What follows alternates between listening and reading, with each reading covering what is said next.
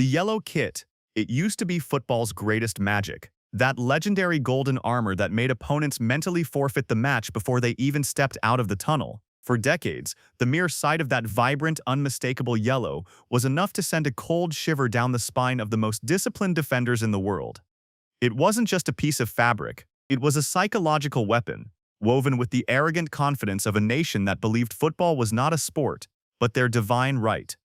It was a symbol of joy, of rhythm, of an unstoppable force that danced while the rest of the world merely ran. But today, that jersey has turned into a gold-laced straitjacket. It is slowly, meticulously suffocating every single generation that dares to wear it. Brazil is no longer losing to the opponents on the pitch.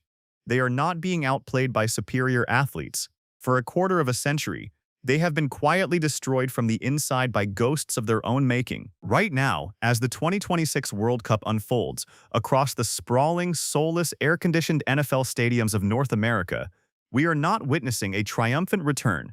We are watching a psychological breakdown broadcast live to billions. We watch them stumble in the group stages. We watch them freeze when the whistle blows. We see the heavy, terrified legs when the expectations mount.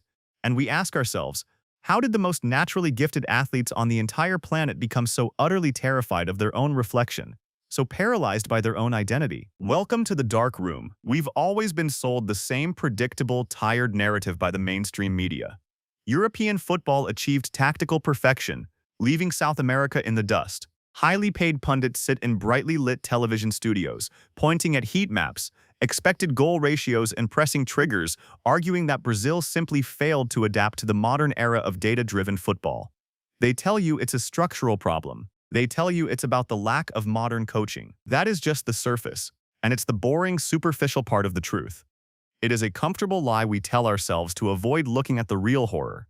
The actual disease killing Brazilian football is much more insidious, much darker, and far more deliberate. It is the story of how the pure, unadulterated chaos of the streets of Rio, São Paulo, and the favelas has been systematically, surgically removed inside Europe's cold, clinical football academies. To understand the modern Brazilian player, to truly understand the paralyzing fear we are seeing on the pitches of the USA, Canada, and Mexico right now, you have to understand the industrialization of human talent. Today, the players forming the backbone of the national team don't grow up mastering the lawlessness of the dirt pitches. They don't learn how to survive tackles from grown men on concrete. They are identified by corporate algorithms, packaged by mega agencies, and exported to Europe's system factories at the age of 12 or 13.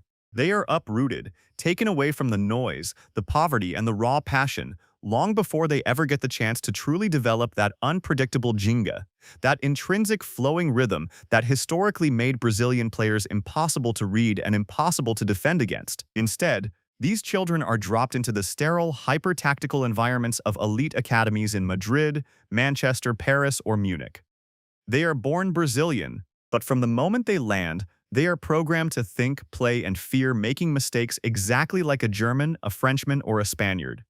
The wild, beautiful, chaotic virus of Jogo Bonito inside them, it gets aggressively cured with daily, repetitive doses of tactical discipline. They are taught over and over to prioritize the geometric shape of the team over the brilliant instinct of the individual.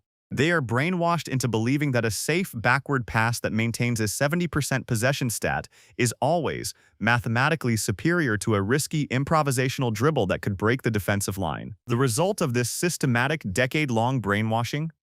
We now have a generation of elite athletes who function as flawless, obedient cogs in the monolithic machines of top-tier European clubs.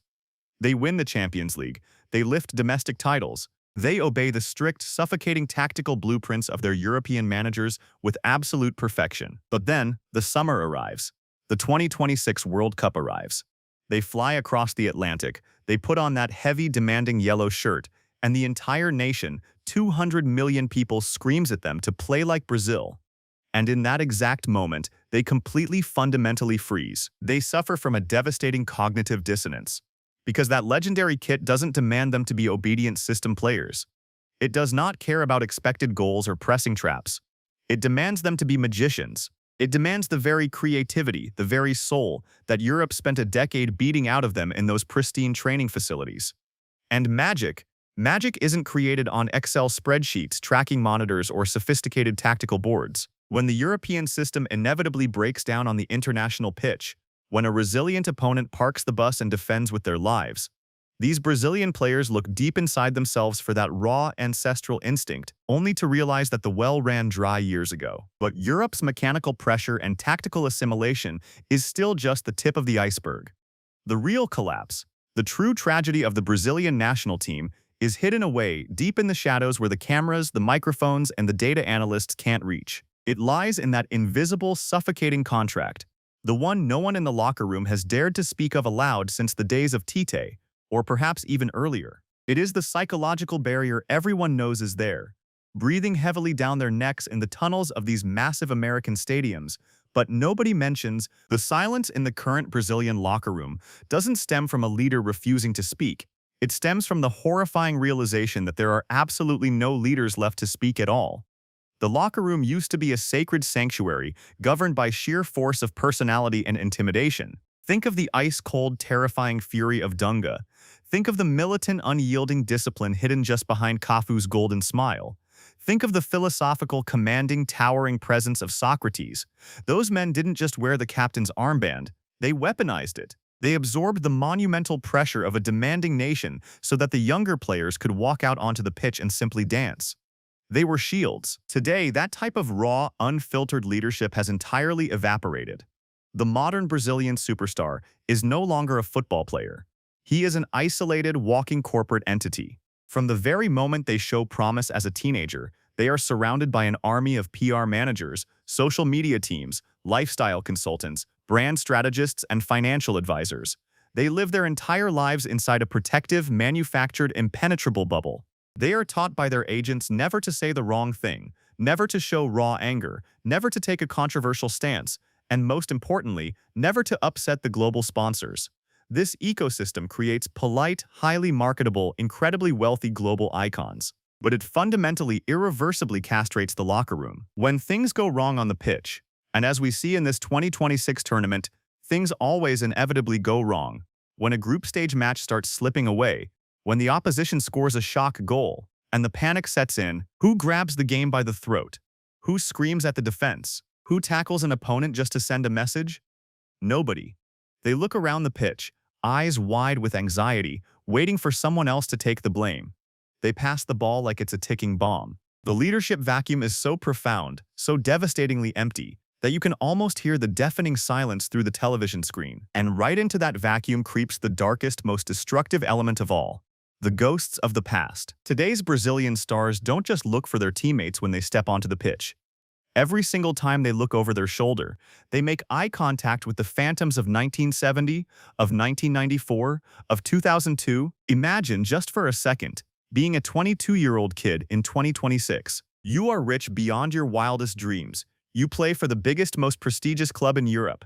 You have millions of followers on social media. But the moment you put on that yellow shirt, all of your European achievements mean absolutely nothing. Zero. Imagine a cruel reality where every single pass you make, every minor mistake you commit, every shot you miss, and every tear you shed is instantly mercilessly compared to Pelé, to Ronaldo Nazario, to Ronaldinho, and to Rivaldo. This isn't a football match anymore. It's an unwinnable psychological war against a nostalgic, deeply romanticized version of history. The media, the relentless fans, the older generation of ex-players acting as harsh television pundits, and even the Brazilian Football Confederation, they have all collaborated to place an invisible razor-sharp guillotine over the necks of these young men. They do not have the luxury of making a human mistake, because in the eyes of a nation that eats, sleeps, and breathes football, a mistake in the World Cup isn't just an error in a sporting event. It is not just a bad day at the office. It is synonymous with treason. It is a betrayal of the bloodline. It is a crime against the culture. You have to truly understand the toxic, suffocating ecosystem of expectations surrounding this specific team. We are talking about a nation of over 200 million people, a beautiful, vibrant country, but one marked by severe social inequality, political instability, and grinding, relentless poverty for the working class. For millions of Brazilians, the national team is not a source of mere entertainment. It is not just a game. It is their only source of global dignity. It is their absolute armor against the hardships of daily life. They don't just want you to win a trophy. They view you as a messiah, They demand with terrifying aggression that you deliver them from the misery of their own lives for 90 minutes. When a European player, an Englishman, a Frenchman, a German, loses a match, he simply gets knocked out of a tournament. He goes on vacation to Ibiza, the media criticizes the manager's tactics for a week, and life moves on.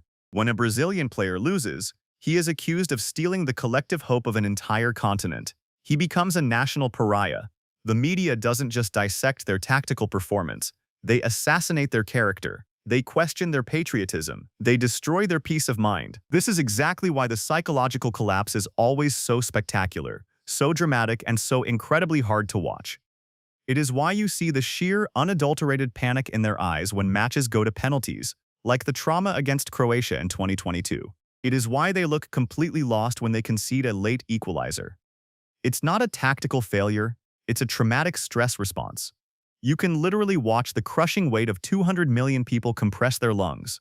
The tactical boards go bankrupt. The rigid systems they learned in Europe instantly collapse under the sheer weight of unbearable human emotion. Think back to the Maracanazo in 1950, a trauma so deep it scarred a generation.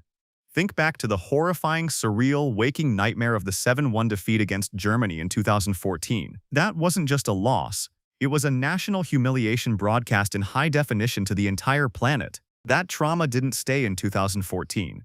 It seeped into the walls of the locker room. It infected the very fabric of the jersey. Every single player who has debuted since that dark day carries the subconscious, paralyzing fear of being part of the next great humiliation. They play not to win but terrified of being the generation that loses again. What remains on the pitch are just lonely, isolated kids. They are trapped inside their own minds, suffocating beneath the sheer mythical weight of a jersey that has become far too heavy for anyone to carry. Jogo Bonito didn't just die naturally of old age. It wasn't killed by Pep Guardiola, by Jurgen Klopp, or by the European high-pressing systems. We drowned it ourselves. We strangled it with the poison of our own toxic perfectionism, our relentless nostalgia, and our absolute refusal to let these human players be anything less than immortal gods. Now, look at the reality of June 2026. Look at them marching into the colossal stadiums of North America.